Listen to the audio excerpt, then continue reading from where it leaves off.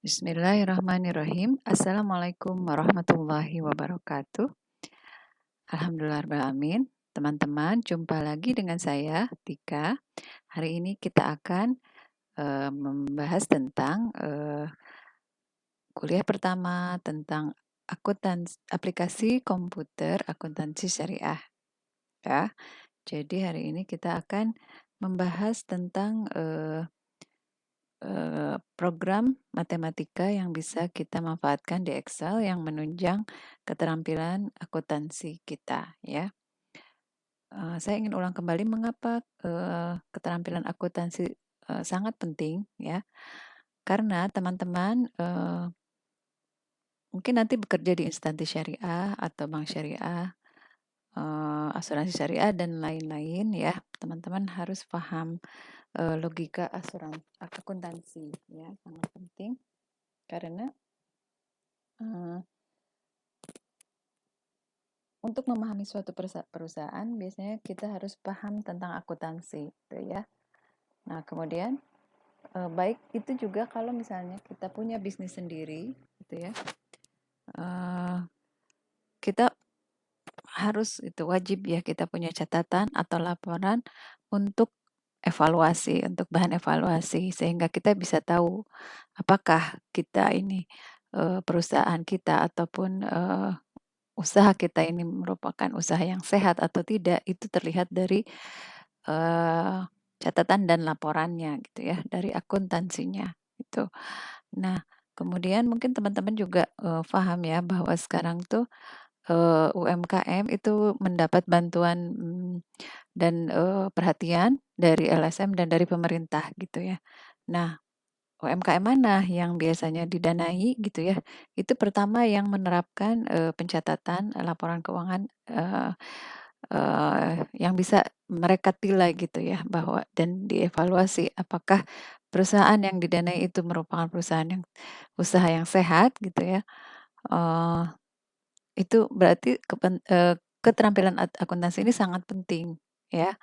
Jadi minimal teman-teman bisa mengelaborat usaha teman-teman ke luar gitu ya, dapat dinilai perusahaannya layak didanai gitu ya. Jadi ini pengalaman yang real time ya. Jadi teman-teman UMKM tuh, oh ternyata kalau mau dibiayai harus ada apa namanya laporannya, harus ada laporan keuangan dan lain-lain gitu ya. Walaupun itu sederhana, tapi bisa menggambarkan bagaimana kondisi usaha tersebut ya. Nah kemudian juga teman-teman misalnya ingin menjadi investor, menjadi pengawas gitu ya. Keterampilan akuntansi ini sangat penting gitu ya. Di mana kita bisa menginvestasikan uang kita tentu di perusahaan yang sehat ya. Jadi kita harus bisa menilai suatu usaha itu dari akuntansinya gitu ya. Nah kemudian mengapa kita melakukan ini di Excel gitu ya? Karena Excel itu ada mudah gitu ya kita temui di laptop. Eee, jadi usaha kecil pun akan sangat terbantu kalau misalnya mereka diajarkan akuntansi yang sederhana, tapi juga cepat gitu ya. Kayak misalnya kita dari jurnal kemudian bisa langsung link ke neraca dan laporan keuangan gitu ya setiap hari, itu kan sangat membantu ya dalam apa namanya, mmm, kelancaran usaha tersebut ya. Ini saya share screen. Mungkin kita langsung mulai ya untuk tutorial. Kita di sini ingin menyamakan persepsi dulu gitu kan. Eee, Mengapa program-program Excel ini masih banyak yang harus kita maksimalkan ya. Oke, pertama ini fungsi sum ya. Fungsi sum ini untuk apa? Ini untuk menjumlahkan ya. Misalnya ini kita hapus dulu ya. Oke. Nah, ini saya sudah siapkan ya semacam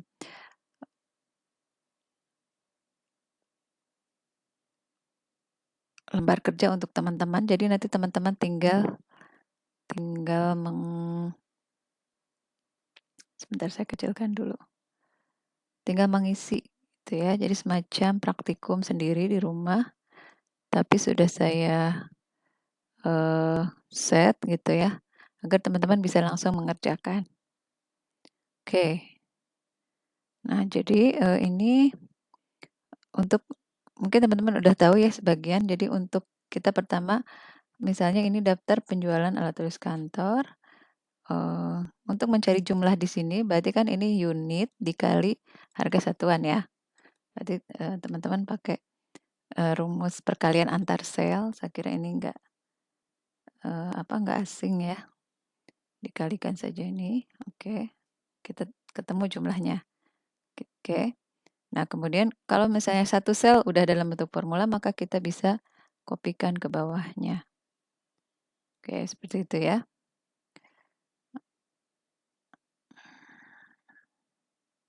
Sebentar ini kok D5 dikali E5 harusnya ya. Bentar.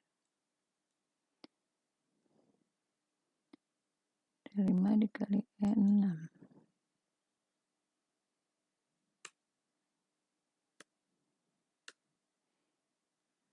Oke. Nah, kalau misalnya kita langsung mau langsung manual gitu ya, ini untuk manual, berarti kita untuk menjumlah ini semua, kita bisa ketikkan sum, kalau kita hafal ya, sum. Nah, nanti dia muncul di sini sum. Kita klik saja, double klik, maka kita sorot layar yang selnya ya, yang ingin kita hitung. Kemudian tutup kurung, enter. Gitu ya. Atau kita bisa mencari dari ini ya, dari perintah-perintah di sini. Di sini salah satunya adalah formulas nih. Nah, di sini semua lengkap ya. Ada yang fungsi logika, fungsi matematik, fungsi statistik gitu ya di more function tuh. Nah, di sini kalau untuk sum kita lihat di auto sum. Nah, ini ya. Kita sorot yang akan kita jumlahkan. Enter. Nah, itu untuk fungsi sum ya. Oke, berikutnya oh ya, untuk membuat ini ya, selnya itu berisi dengan rupiah ini, maka teman-teman bisa format sel gitu ya. Ini misalnya kan kalau misalnya nggak diformat, keluar angkanya 1000, 1000 aja gitu ya. Tapi kita nggak tahu ini currency, apakah mata uang dan lain-lain ya. Kalau misalnya kita mau format, misalnya di sini ya, mata uangnya rupiah, maka kita klik kanan, kemudian format sel. Nah, nanti muncul nih kategorinya apa. Kita pilih currency, mata uang. Nah, biasanya kita cari di sini. Nah, ini ada rupiah ya, dolar dan lain-lain di sini banyak ini. Kalau misalnya kita mau cari di sini kan yen, kemudian dolar Singapura dan lain-lain ya. Nah, kita pakai yang rupiah kan ini rupiah. Kemudian negatif number yang ini aja. Terus kita klik OK ya. Nah, berarti ini udah di format rupiah semua. Kalau kita klikkan di sini 8.000, maka keluarnya akan 8.000 rupiah gitu ya. 9.000 ke 9.000 rupiah gitu ya. Itu sih mudah ya. Kalau pada bisa. Oke, kita hapus dulu. Oke, sum sudah. Nah, selanjutnya adalah fungsi sum if. Ya. Sum if itu di sini disediakan formulanya ya kalau lupa nih ya. Sum if itu untuk menjumlahkan item-item yang tertentu saja yang ingin kita jumlahkan ya. Contoh misalnya dari ini adalah daftar pembeli HP Samsung Galaxy di bulan Maret ya. Nah, ini teman-teman di sini adalah nama, kemudian nama barangnya Galaxy Mini, Galaxy Y, Galaxy Mini, Galaxy Jam dan lain-lain. Kita unitnya berapa unit. Nah, sum if ini adalah fungsi untuk mencari item mana yang akan kita cari gitu ya, akan kita jumlahkan misalnya Galaxy Mini gitu kan. Kita ingin mencari jumlah yang Galaxy Mini saja di antara ini, di antara barang ini dan ini yang dijumlahkan ya. Nah, maka caranya gitu ya, ini nih ya, kuncinya saya udah taruh di sini nih, sum if, kemudian ini ya, kita klik sum if. Nah, ada ya di sini ya, sum if, klik aja. Nah, gitu ya. Nah, range ini dia minta range-nya mana yang akan diteliti gitu kan. Ini berarti yang ini ya. Di antara ini kan kita cari Galaxy Mini. Oke, kita sudah sampai situ. Nah, kemudian dia minta kriterianya. Berarti kita ketikkan ke tanda kutip.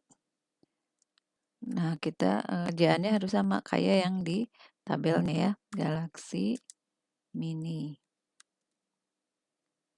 Oke. Kemudian apalagi yang diminta? Sum range. Jadi mana yang ingin dijumlahkan gitu ya. Range yang ingin dijumlahkan kan yang ini. Oke, yang ini. Lalu tutup kurung. Sip, tutup kurung. Nah, baik, enter. Nah, maka yang Galaxy Mini saja, ini katanya jumlahnya 11. Coba kita cek ya. Ini kan Galaxy Mini 3, kemudian 4, dan 4. Nah, berarti dijumlahkan adalah 3. Berarti betul ya. Kita coba tes dengan Galaxy Y. Ya, kalau Galaxy Y berarti sum if ini ya, kayak tadi. Nah, dia minta range lagi, ini di range, kita sorot, titik koma. Kita sebutkan kriterianya. Kita ingin tahu jumlah galaksi Y.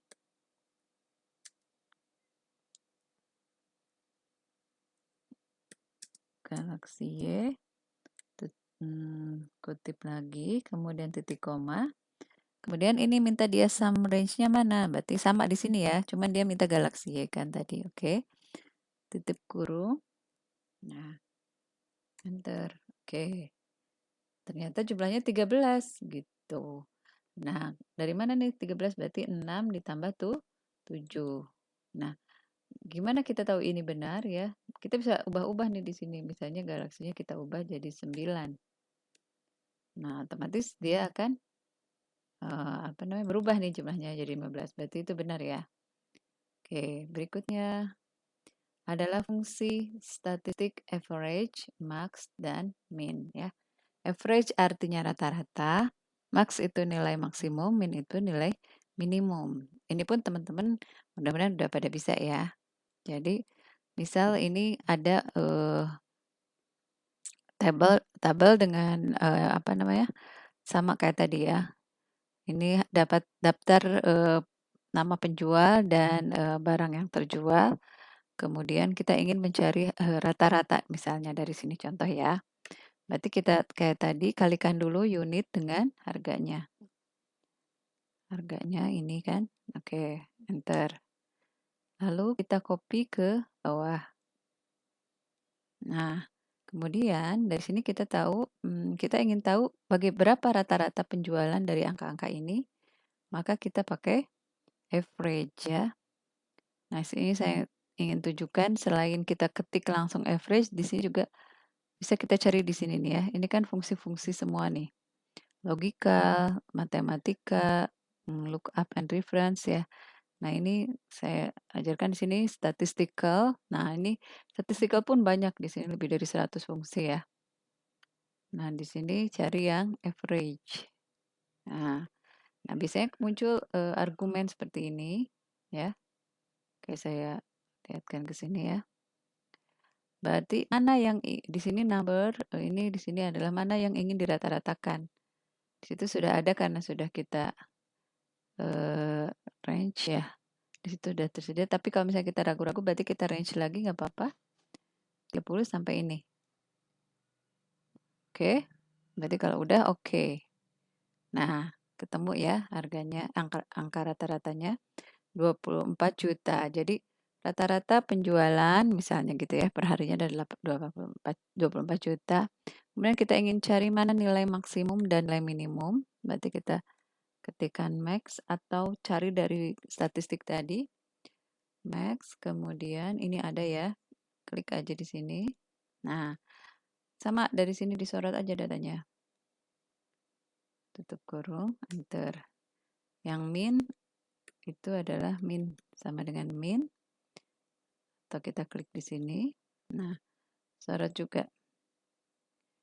Oke, sampai situ. Jangan lupa tutup kurungnya, enter. Nah, jadi di sini nilai tertingginya adalah 50 juta. Kita cek di sini betul ya, 50 juta. Dan nilai terendahnya adalah 9 juta. Ya. Lanjut, karena waktu kita terbatas. Berikutnya adalah mengolah data dengan menggunakan rumus semi absolut dan absolut. Ya. Nah, ini untuk apa nih ya, absolut dan semi absolut ini? Absolut ini adalah untuk menetapkan gitu ya. Misalnya nilai kolom dan nilai barisnya gitu ya. Atau dua-duanya. Kalau semi absolut salah satu kolom atau baris. Kalau absolut itu dua-duanya. Jadi kolom dan barisnya kita kunci. Jadi kalau kita mau mengunci satu angka bisa ya. Nah, di sini teman-teman bisa lihat kita mulai dengan rumus semi absolut dulu ya. Nah, ini formulanya seperti ini. Jadi teman-teman kalau lupa nanti bisa lihat ke sini.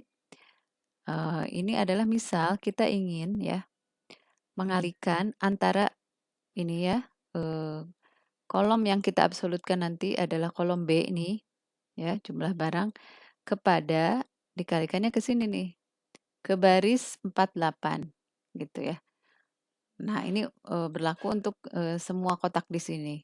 Maka kita rumusnya seperti ini.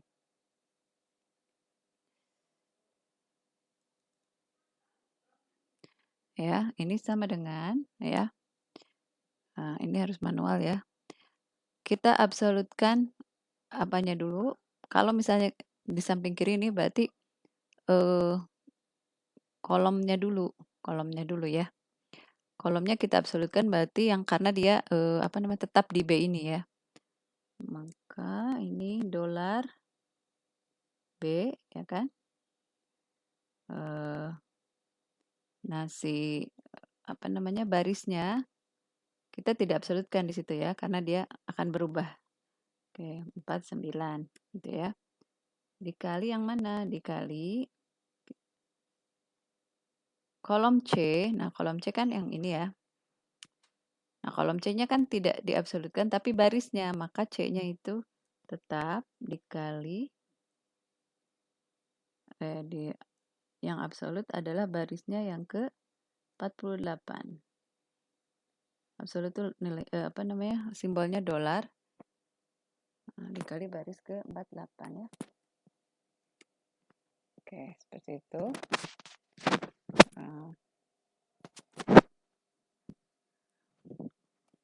Nah, kemudian kita enter.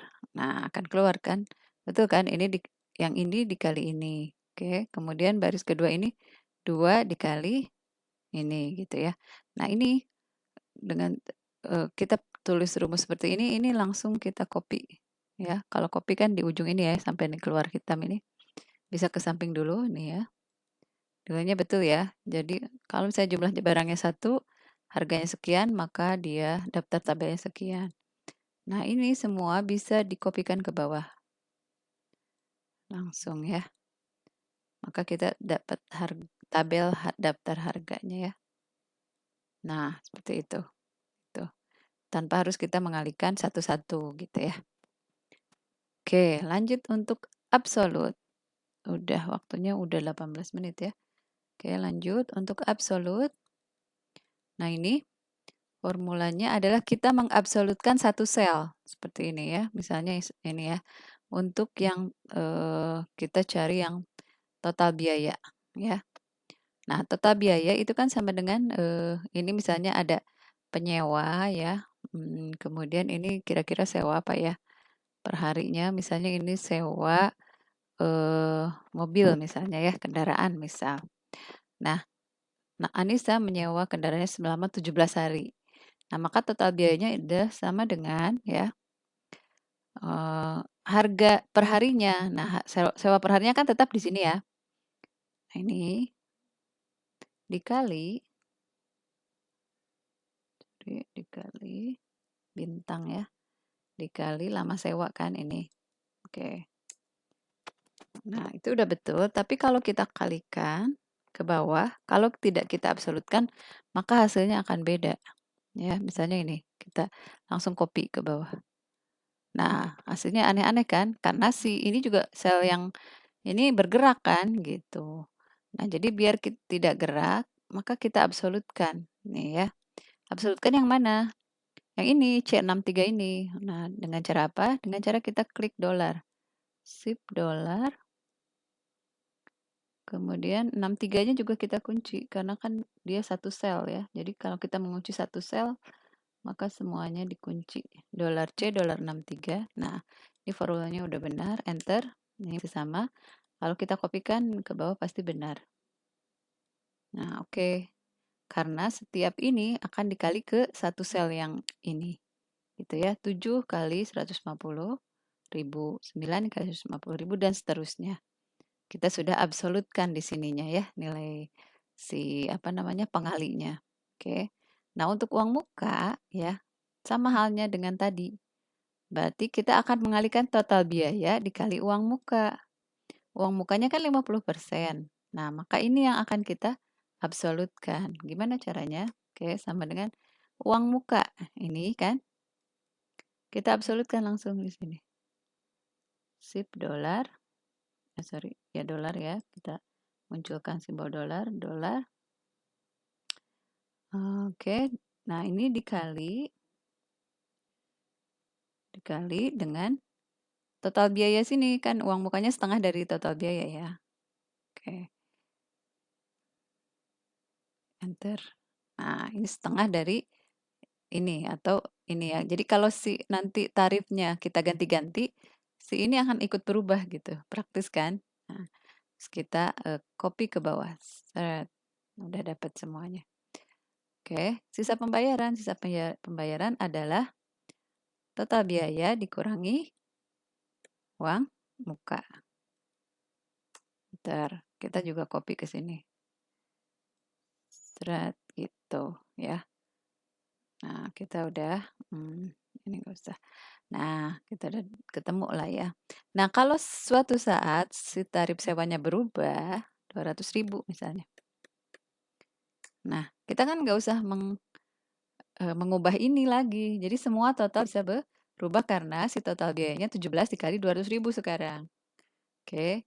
Nah, uang mukanya kita misalnya uang mukanya ya 25% saja misalnya. Kita ubah nih 25%. Di sini aja kita ubahnya. Nah, semua ini akan jadi berubah juga. Ya, sesuai dengan yang kita absolutkan di sini. Jadi itu sangat membantu ya, dan ini akan terpakai di nanti di akuntansi kita ya. Oke, lanjut. Udah 25 menit ya. Berikutnya ada fungsi logika ya. Ini fungsi logika juga ini sangat penting ya, dan ini bisa terpakai di akuntansi. Fungsi logika ini kita contohkan seperti ini ya. Formulanya ini if gitu ya. If dalam kurung gitu. Nanti ada prasyaratnya. Lalu nanti kita bisa munculkan keterangan misalnya diterima atau ditolak gitu ya. Ini contoh saja. Misalnya ada tabel daftar nama pegawai ya. Misalnya kita ingin menyeleksi berdasarkan umurnya. Kalau umurnya lebih dari sama dengan 20 maka dia diterima. Kalau misalnya kurang dari itu maka dia ditolak gitu ya. Maka contohnya ada seperti ini. Formulasi if-nya kita klik sama dengan if gitu ya. Nah, nanti muncul sendiri dia. Kita klikkan. Nah, ini kan logical test ya. Dia minta persyaratannya. Logical testnya. Berarti kita akan yang memenuhi syarat adalah yang misalnya ya, itu kan C ya. Berarti C 79 di situ ya, 79. Sesuaikan dengan nomor ininya. Kemudian lebih dari 20 tahun kan tadi ya.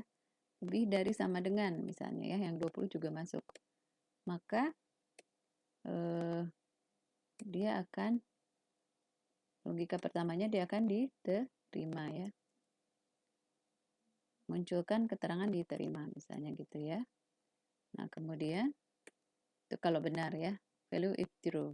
Nah, kalau salah maka dia akan muncul ditolak gitu ya. Langsung kita ketikkan ditolak. Oke. Nah, sorry.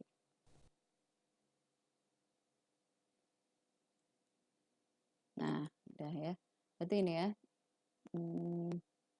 Jika C lebih dari 79 itu sama sorry, jika C 79 berarti yang ini ya, C 79 lebih dari 20, maka dia diterima. Ini kita ubah dulu deh biar teman-teman nggak bingung. Ini maksudnya 79. 79. Ya, sesuai dengan ini ya. Tapi kalaupun berubah ya teman-teman disesuaikan saja ya dengan ininya ya. Misalnya di sini kan 79. Maka diterima. Nah, persyaratan if ini bisa kita kopikan juga ke bawah. Gitu kan. Nah, jadi ada yang diterima dan ada yang ditolak ya. Sesuai dengan kriteria atau persyaratannya. Dan misalnya ini 19 kan, dia kan kurang dari 20 maka dia ditolak. 21 lebih dari 20 diterima, 18 kurang dari 20 maka dia ditolak. Oke, kemudian fungsi AND dan OR ini yang terakhir, mudah-mudahan sempat ya. Oke, ini gampang ya. Fungsi AND dan OR itu, AND itu dia mau menerima ya, kalau misalnya true and false gitu ya, dia mau menerima true kalau misalnya datanya dua-duanya benar. Gitu ya, misalnya data 1 dan data 2 benar, maka keterangannya true gitu ya. Nah, kalau OR dia kalau salah satu data benar, maka dia akan muncul true karena OR itu kan atau ya. Kalau AND itu logikanya adalah data 1 dan data 2 itu harus benar baru dia benar gitu ya. Nah, data 1 benar, data 2 salah, maka dia akan salah gitu. Ya, itu fungsi dari AND ya. Dia ini fungsi logika juga, logik ya. Misalnya saya hapus dulu ini ya.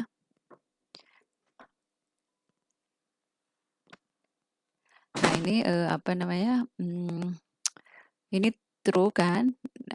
Sorry, ini misalnya N ya, kita munculkan ya. Oke. Sama dengan N. Nah, logical 1, logical 2 ya. Logical 1-nya berarti kan ini ya. Yang ini gitu kan lebih dari 100. Misalnya kita ingin mempersyaratkan seperti itu. Logical keduanya yang ini juga harus lebih dari 100. Baru akan benar gitu kan ya. Nah, kemudian berarti nilai yang selanjutnya adalah oh sudah ya cukup ya. Jadi dia akan muncul true.